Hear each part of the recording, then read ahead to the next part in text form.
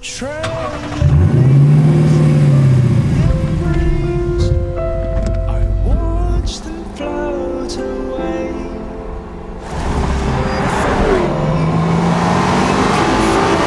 We don't have to wait.